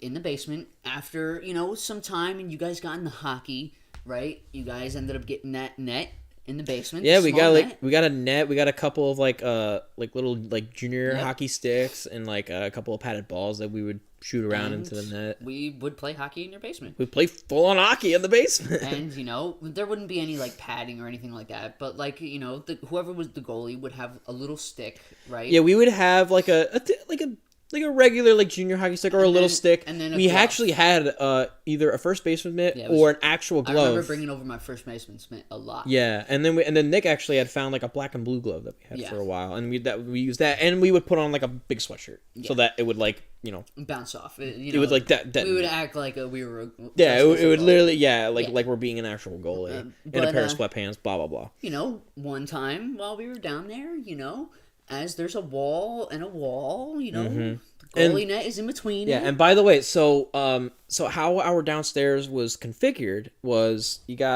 was literally just a big rectangle. You got the big TV here, got 2 couches here, maybe a table here and here, maybe another chair, and then it was carpet, and then it was wood, and we used wood for the net. So it was nice, to play around with the wood. So the goalie could slide around a little bit. Yeah, the goalie could slide around a little bit, and it wasn't that wide. Yeah. Considering the fact that we had a lot of people in that house that day. Yes. There was almost 10 of us. Yeah, there was a lot. There was a lot of people. But we're playing, right? Mm-hmm. And, Nick, he was taller, right? Yeah, Nick was one of the taller ones and liked to be goalie, so he ended up being goalie. And he was very physical when he was playing goalie. Very physical when he was playing goalie. He was very good at our downstairs hockey. Yep. And he was, especially as a goalie, it's his big frame. He was able to stop a lot of things. Mm-hmm. But, he made a save and it bounced over to the right side of him towards the wall. And he kind of went over to go get it as, the 2 or however many people that were playing at the time were trying to get the puck. And what I think it was our buddy Connor in the corner with him. And he was about to center a pass to somebody. I forget who it was. I also forget who it was. For some reason, I want to say it was either Ryan or Kyle Godfrey. One of those 2. But it was one of them were basically at the point, and they were getting ready to take a shot. And Nick, doing what a goalie would do, tried to get in front of the net to block the shot. But he extended his legs and pushed off the wall. As he did so, and put a hole about that big in the wall. Put a ginormous hole in the wall. So literally ginormous. Because literally you know what he did? Just, the sheetrock just collapsed. It just collapsed. It just totally, just a big freaking hole. And you know how he did that was he had his leg up against the wall, but also the stick. So he used the stick and his leg to push off the wall. And it didn't end up very well. A lot of force on a little sheetrock wall. And it went deep into that wall. It went, yeah. And it was just a big... And we're like we all stop. We're silent. We're just looking at this hole like... I mean, at first, it was, oh my god, nice save. But then... Yeah, he made a nice save. But then we're like, uh-oh. But then we looked at the wall... and saw that there was a hole, giant hole, this big, literally this big, like more than a wall, feet wide. There's no way that you guys could have hid that. No. So instantly, Nick was in a panic, like, "Oh my god, they're gonna kill me! My parents are gonna kill me! Oh my god!" Which obviously could completely get. You just put a hole in the wall while playing indoor hockey. But it was like, I remember the conversation beforehand, like, Nick was trying to find a picture or something that he could put in front of it to hide it and just not tell them. I know. I remember, like, you guys had that little, we ended up putting, we actually ended up... slot machine, right? We had a slot machine, but you know what we actually ended up putting in front of that? The humidifier. We had this huge humidifier, and we put it in front of the damn hole and kept it there. It's not like, and there was a gap in the wall. There was a gap in the wall, and you know what? It worked. It worked for like a few months. It worked for a little bit. Until my mom decided to clean downstairs. Mom cleaned downstairs. And let's just say Nick got a little ass whooping. Shout out Mama Teresa. Good game. Yeah, we were all like, good game. Like, literally. Good game, but you're taking one for the team. Oh, God, man. No, that's good. All right. Adios, Coltrane. I appreciate you stopping by. Last little story. We appreciate everybody coming by today. Obviously, we appreciate everyone stopping by. No, it was a late show today. We had a little more technical difficulties. We'll mention that up again once we wrap this show up. Yes. But we do appreciate you guys being here. Yeah, and absolutely. Thank you for the support. And sticking with us through some technical difficulties and a little bit of a delay. We appreciate you sticking. But don't worry, it's only gonna get better from here on out. That's very true. We're doing everything we can to make this experience better for us, but mainly for you. Mm-hmm. So stick tuned for some big things to come, especially with Stream Us, the viewing platform. Mm-hmm. Expecting some changes. But one last story I want to talk about to end this glorious Monday, start April. On the 3rd, I want you to tell the story on how you and Ashley met. So this is the Ashley from the Ashley Outrageous Random Questions that we have. My wife, his wife, who's in the other room currently right now, monitoring the chat. The story of how me and Ash met. It's so freaking funny, though, because we had no idea. Yeah. And we had gone like a month. Basically a month, almost a month, without even knowing. And this is how I found out that Ashley was my best friend's wife. So we had, I just started college. I started my major in communications and media arts, and taking my startup classes, and I had an editing class, which was called Com 103. It was literally just video editing, learning how to video edit. And there's a few people in that class, not a whole lot of people. There was one other guy I knew named Joey, who I'm still friends with today. He was in there, and then I met a couple more people in there. There's this guy Nick, and another guy named I think his name was Ray. Oh no, it might have been Julian.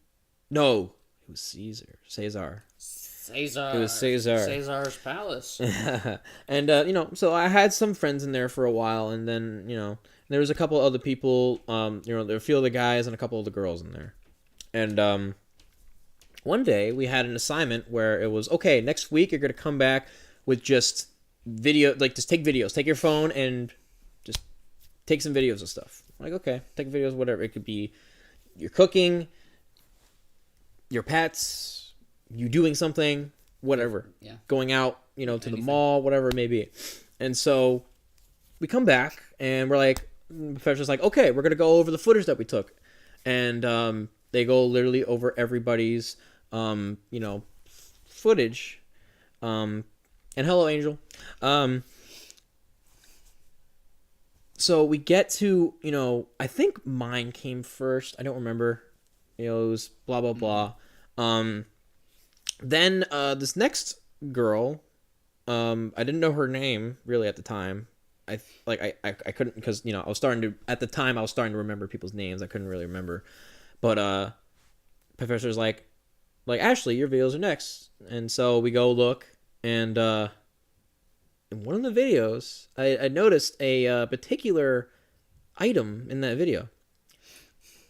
A particular item that was on this guy's story the night before. And I look at it, and I was like, at first I didn't really realize it, but so I was sitting there, I'm like, hey, they look pretty good. Like, they're making steak and chicken, veggies. Looks pretty good. Like a little Korean barbecue kind of thing going on. And then I look at the hot plate, and I'm like, wait a minute. That's my friend's hot plate. That looks exactly like it. So I go back on the story. So the story was still there because it was like, it didn't, expire yet. It was within the 24 hours. And it was there. And I'm like, so I look at the thing, look at the video. It's a complete match. Like, look at the name of the file. Ashley.Perry. I look at Ashley on the other side of the room. I look at the name again, the hot plate, my phone, back at the hot plate, back at the name, then looked at Ashley and went, Ashley!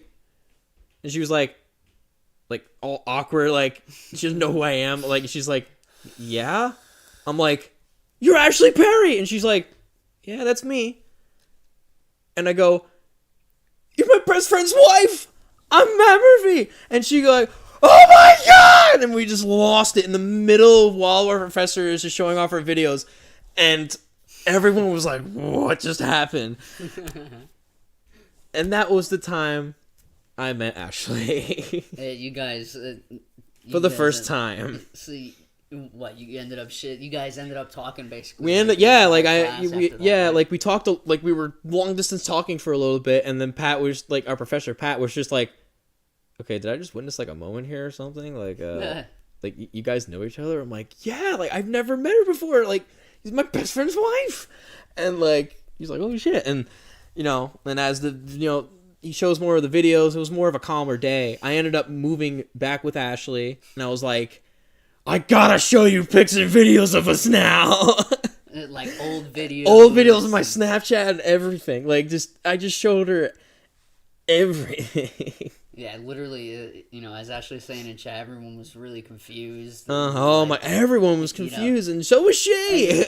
Like, I mean, just because, me and Ashley met in Virginia when I was in the military. Mm-hmm. You were still up here in New York. Yeah, I was still up here in New York, and I had only, like, heard of, like, you started dating somebody now. I'm like, oh, her name's really Ashley. Oh, okay. I didn't really post pictures. Yeah. I should say we really didn't post pictures with each other. You never, like, sent me snaps of you and her together. I've never really sent snaps of, like, her being in the picture. So you really didn't, like, know, your best friend's wife. But, like, that's just such a funny story on, like, because obviously we're best friends, but, like...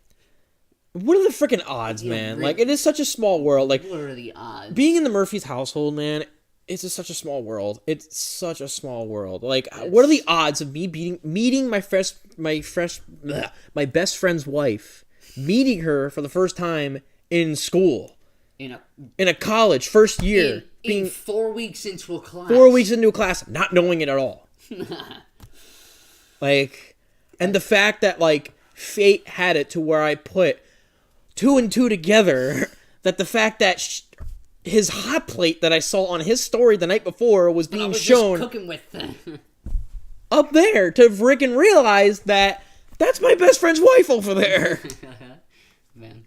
Good. And then at that point, we Hilarious. sat next to each other for the entire semester. And then after your class is over, I get a phone call from my wife Ashley, and she's just like, "Oh my God, I just met Matt," and you had already sent me a text saying, I'm like, dude, I just met Ashley. You met Ashley. Ashley's in my class. And like, I just remember like you two being both giddy, like, I can't believe that this happened. It was honestly like It was one insane. One in a million chances. for real. Like, especially the way you guys met, 1 in a million. Like, don't cover there. And that just really, set the table for Everything to come. Our friendship and everything we've done up to this point. Literally. I mean, it's been a great ride, and I'm just more than happy and excited to continue it. I can't wait. Ugh. Absolutely. We're doing something that we really wanted to do. Both me and, Anthony wanted to do this for a really long time. Years. And, Ashley being a part of it as well. She really pushed us to actually do it. And, and like, she has the same major as me, so she's really all for, production and broadcasting and everything like that. She likes that too. So it's really cool to, know that my best friend's wife has the same kind of, head like that. And we both were like, but then we all three of us got together and we shared the same passion for that. And, finally decided to start doing this. Yeah. So honestly. it's, and, hey, we can, like we said before, we're going to say it thousands of more times as this podcast continues. We love and appreciate every single one of you that show up, and not even that just show up for the live streams, that show up and watch the videos after. Those who click on our Facebook posts to come and check out the channel. Those who just check it out and say, yeah, it looks cool, but not for me. We thank them too. We're just grateful for the experience and you guys being around to grow the community and see what comes of this. But it's been another glorious podcast. Another glorious episode tonight.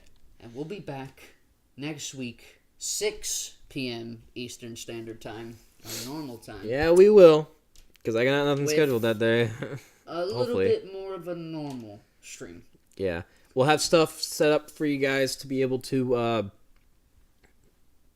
we're gonna... be able to see. And, the stream will get a little bit better from here on out. We're hoping that after, the episode next week, we're hoping that we're going to be able to start posting videos from, our live streams and from the videos of the podcast to different various social media accounts. So stay tuned for those clips as, we'll post some of our favorite clips. Or, hey, if you guys feel like you want a certain clip out there in the world, comment and say, you guys should totally post that. We'll do it.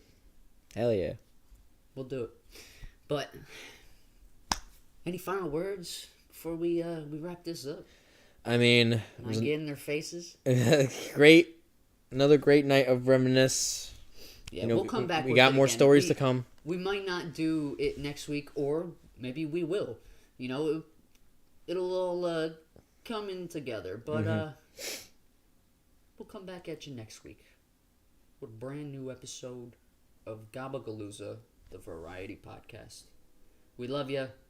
We hope you stay safe, healthy. Peace out. And you better stay good.